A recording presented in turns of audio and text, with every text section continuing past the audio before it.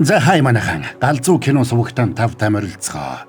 Энэ удаад борон та нартай гарснаас хойш хүн амтныг шуугуулад байгаа 2026 оны The Art of Sarah гэх галзуу цувралыг ярьж өгөхөөр сонголоо. Галзуу сериэс сувгаа та нартай сурталчлахын тулд муу борон коллаборашн хийгээд оруулж байгааг ойлгоорой. Тэгээд энэ галзуу цувралыг аюулгүй дижитал орчныг хамтдаа бүтээхээр зорж буй Unitel Group-тэй хамтран хүргэж байна.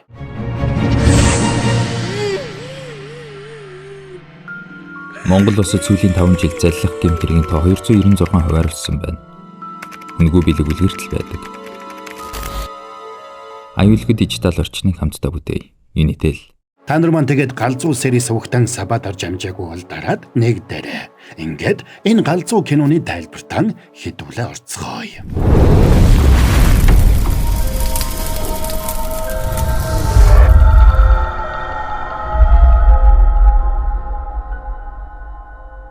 За нэг шинэ брендийг олонд танилцуулах ёслолын арга хэмжээнд дээр загварын ертөнцийн нөлөө бүхий одууд цугларсан байгаагаар кино эхэлнэ. Тэгсэн ёслолын арга хэмжээнд дээр нэг эмэгтэй ирээд тайзны өмнө ганцаараа хэсэг зогслоо. Сара үнэн бол гэрэл шиг бидний нүдийг сохлох хүчтэй. Харин худал хуурмаг бол үдсгэлэнтэйгээр жаргаж буй нартай адил. Бүх зүйлийг үдсгэлэнтэй болгож харуулдаг. Гэхдээ худал хуурмаг илчлэгдэх үед бүх зүйл ил болдог. Дүрс солигдоход нэг том офисын барилгын гадаа олон хүн майхан игнүүлээд барьчихсан сууж байгаа харагдана. Тэд нар бүгдээрээ дэлгүүр нэгдэхийг хүлээгээд очрлож байгаа хүмүүс байлаа. Дунд нь байсан нэг эмэгтэй тамхи асаах гэж байгаад замын хажуугийн ус зайлуулах хоолой руу асаагаараа унгаагаад авах гэж байхдаа тэнд нэг эмэгтэй хүний цогцос явгааг хараад айсандаа чанга хашгирна. Бодлогоо цагдаа нар ирээд тэр хавийг хамгаалтанд авна. Энэ хэргийг хариуцаж авсан ахлах мөрдөгчийг Пак Мукёнг гэнэ. Хэргийн газраас үнэтэй брендийн цүнх олдсон бас шүүх хэмэлгийнхэн тэр эмэгтэйг хэн гэдгийг нь хараахан тогтоож чадахгүй байлаа. Тэм учраас тэд цүнхэн дээрх хурууныхээ бас серийн дугаарыг нь судалж эхэлдэг. Тэгээд Пак мөрдөгч нэг цагдаагаа тухайн брендийн цүнх зардаг дэлгүүр рүү явуулна. Харин мөрдөгч өөрөө шүүх хэмэлгийн дүгнэлттэй танилцсанаа. Эмэгтэй гэх нэгэн ус хонзонгийн сэдэлтэйгээр нүүрлүүн олон удаа цогсон. Гэхдээ тэр эмэгтэй энэ цогцолтын улмаас биш, харин аажмаар осхоод нас барсан гэж эмж үзэж байлаа. Хотын төвд осгож өгнө гэж байх уу? Саяхан их хүдэрсэн штэ. За тэгээд Пак мөрдөгч хэргийн сэжүүрүүдээс самбарт байрлуулад зогсож итэл тэдний онц хүнд гэмт хэрэгтэй тэмцэх тасагт шинээр шилжиж ирсэн Хён Жэ Хён гэгч залуухан мөрдөгч ирлээ. Энэ үед дэлгүүр рүү явсан мөрдөгч эргэж холбогдоод тэр цүнхний эзэн нь нэр хүнд бүхий Nox гоо сайхны брендийн гүйцэтгэх захирал Жон Ёжин гэгч болохыг тогтоосон байна. Гэхдээ тэр цүнхээ нэг найздаа бэлгэлсэн байж. Цогцыг харсан Жон захирал эхэндээ тэрнийг танихгүй байсан ч хөлн дээрх шивээсийг нь хараад цочордлоо. Тэр хүнийг өөрийн сайн найз болохыг таниад гашуудлаа. Нас барсан эмэгтэйг Сара Ким гэдэг байж. Та хоёрыг их ойр дотн найзууд байсан гэж ойлголоо. Цүнхээ бэлгэлсэн гэд бодохоор ойлгомжтойгоо зүтэй. Та найзынхаа талаар дэлгэрэнгүй ярьж өгөөч. Энэ бүхэн тэр нэг цүнхнээс ихтэй юм. За тэгээ Жон захирал анх яаж Сара Кимтэй танилцаж байснаа дурсдаг. Нэг өдөр тэдний брендийн дэлгүүрт хар шил зүүч дугуйтай цүнхч ирсэн нэг эмэгтэй орж ирж. Тэгээд үнэтэй цүнхнүүдийг хайхрамжгүй байдалтай үзэж явснаа нэг цүнх барьж аваад өөрийнхөө зургийг авлаа. Хөдөлгөгч сандраад манай дэлгүүрт зураг авахыг хоригддог гэсэн ч цаадах нь ерөөсө тоосонгүй. Сандарсан худалдагч нар тэрнийг дэлгүүрээсээ гаргах гэж оролдсон ч цаадхан тэднийг цүнхэндээ ерөөсөө хүргэдэг. Уучлаарай, та цүнхнүүдэд ингэж дураараа хүрээд өгч болохгүй. Битээ санаа зов. Би хүрсэн бүх цүнхнүүдээ худалдаж авна. Чи харин бүртгэж авсан уу? Тэр өдөр Саратай анх таарсан Жон захирал тэрний хөлн дээрх шивээсийг анхааралтай ажиглаж авч. Сара өөрийнхөө нэрнээс бусад мэдээллийг нууцлаад бүх төлбөрөө бэлнээр хийнэ гэж хэлээд цүнхэнд их мөнгө харуулна. Тэгээд дэлгүүрийнхэн мөнгийг нь тоолох зур буудан дээр нь хурхираад унтаад өгдөг. За тэгээд тэрнээс хойш Жон захирлын эргэн тойрны хүмүүс бүгдээрээ тэр Сара Ким гэгчийн талаар ярих болж. Сара Ким алдартай жүжигчдийн киног ивент хийтгэж эхэлснээс гадна өөрийгөө 100 жилийн түүхтэй Европын хамгийн алдартай брэнд буюу дэлхийн зөвхөн хамгийн баян 0.1% борлуулалтаа хийдэг алдарт Будуа брендийн Азийн бүсийг хариуцсан захирал гэж танилцуулсан байж. Та энэ брендийг бас анх удаа сонсч байна уу? Үгүй. Энэ брендийг өмнө нь сонсч байсан. Энэ үеэр сууж байсан ширээний эсрэг талд томоохон группийн тузын дарга Чой захирал сууж байгаа харагдлаа. Тиймээс Жон захирал шууд тэрэн лөө явж очно. Сайн байна уу Чой захирлаа? Чи чинь хэн блэ? Манай компаниас танд жил бүр бүтээгдэхүүнийхээ дээжээс хөргүүлж манай харилцагч болох саналыг тавьсаар ирсэн юм аа. Харамсалтай нь та нэг ч хариу өгөөгүй болохоор татгалзах болсон шалтгааныг танаас олж мэдхийг хүссэн юм. Нэгдүгээрт би дотоодын брэнд ерөөсөө хэрэгэлдэггүй. Хоёрдугаарт чи бидэнтэй долгионд харахгүй учраас тэр гэж ойлгож болно. Долгион гинэ? Тэгээд л тэр үү? Тэгээд л тэр үү гинэ? Чи найзуудтайгаа тэр доор сууж байхад би энд сууж байна шүү дээ. Чамд ойлгомжтой байх үүднээс би хоолоор жишээ авъя. Чи хоол захиалахдаа амтыг чухалчилдаг. Хэмжээг чухалчилдаг. Эсвэл үзмжийг нь чухалчилдаг. Хүмүүс энэ асуултанд өөр өөрийнхөө төвчний хариултыг өгдөг юм. Би бол үзмжийг нь харна. Харин чи амтыг нь харах байх. Тийм үү? Та намайг танихгүй байж шууд ингэж өгөнчж болж байгаа юм уу? Дүгнэх гинэ? Тэгвэл арай өөрөөр тайлбарлая. Чи тансаг зэрэглэлийн бараг яаж сонгодог вэ? Логог нь хардаг уу? Ховрыг нь хардаг уу? Эсвэл үнийг нь үү? Би таамаглах уу? Чи бүгдийг нь анхаардаг бололтой. Учир нь чи байхгүй зүйлээ байгаа юм шиг харагдуулахыг хүсдэг. Үүнийг цөхрөл гэдэг юм. Тэгсэн тэнд байсан чой захирлын найзууд нь тэрнийг шоолж инээлдэхэд уралсан Жон захирал бууж явахдаа Сара Кимтэй мөргөлдөж гэнэ. Сара Ким тэрний барьж явсан үнэтэй цүнх рүү дарсаа асгаад толб болгосондоо сандарч уучлал гуйгаад цүнхийг нь арчсанд уралсан Жон захирал тэсэлгүй тэрний толгой руу цүнхээрээ зогсонд цүнхэн доторх зүйлс нь асгарлаа. Энэндээ Жон захирал сандарсан бол Сара Ким юуж болоогүй юм шиг л уучлал гуйгаад "Ингүүл таны сэтгэл амрах болов?" Ингээд цүнхэн доторхоо асгаад Жон захирлын асгарсан зүйлсийг өөрийнхөө цүнхэнд хийгээд "Миний энэ цүнх таны наад хувцсан дээр ч нэлээд зохих юм байна. Уучлал гуйгаад би энэ цүнхээ танд өгчихье. Адилхан үнэтэй цүнх юм чинь асуудалгүй үстэй. Та цүнхний үн мэддэг хүн болохоор зүгээр гэж бодож байна. Та Nox брендийн гүйцэтгэх захирал баха." Гэсэнд Жон захирал бандсандаа хэлэх үггүй боллоо. Тэгээд Жон захирлыг гадаагаараа тамхи асаах гэж зогсож байтал Сара Ким спорт машинтайгаа ирээд тэрний тамхиг асааж өгөөд хамт явцгаана. Орон тэр хоёр хам мөрний ирэг дээр мөстөө сууж ууж хэсэг ярилццгаана. Цүнх дүүрэн бэлэн мөнгөтэй явж байсан эмэгтэй мөн бидтэй. "Өө, та тэнд байсан юм уу?" "Яана би бүр иччлээ. Би дөнгөж энд ирээд байсан болохоор сексигээд явж байсан нь тэр. Тэр явдлыг мартаж өгөөрэй. Чамайг ч эвгүй гар байна гэж бодсон шүү. Яаж тийм зүйлийг мартаж чадах вэ? Чи энэ салбарын хүн болохоор над шиг хүмүүстэй олон таарсан байлгүй. Бид бүгд л шинэ хүн гэдгээ мэддэхгүй тулд хүмүүсийн нүдэн дээр баян хүний дүрд тоглож мөнгө үрж харагддаг. Гэхдээ худлаа гайхуулна гэдэг хуурам мэхэллийн өрөөсөн бидтэй.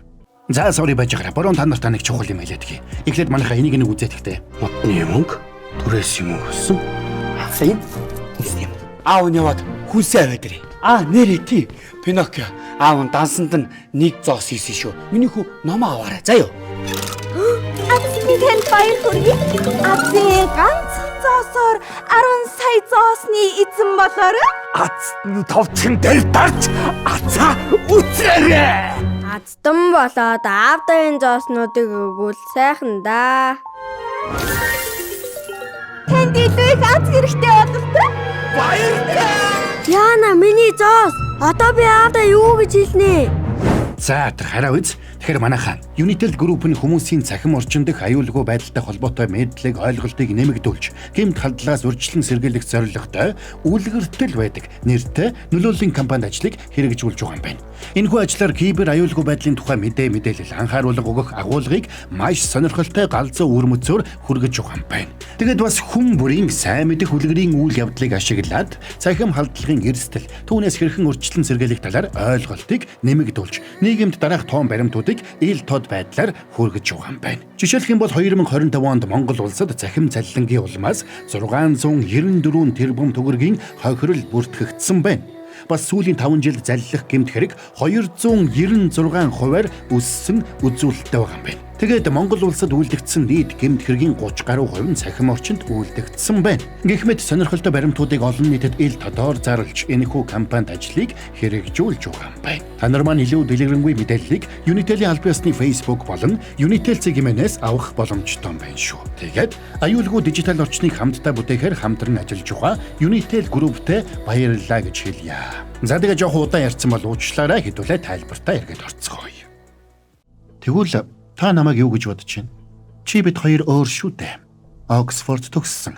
Жинхэнэ элит байж бидхийн намайг ойлгож байгаа юм шиг дүр үзүүлэлтэй. Баячууд дансан дэх мөнгөөрөө биш, бие авчива байдлаараа танигддаг гэсэн үнэн байна. Юм бүхэн харагдаж байгаа шигэ байдгүй шүү дээ. Хүний хүсэл гэж сони юм шүү. Жишээ нь би одоо цас ороосоо гэж хүсэж байна.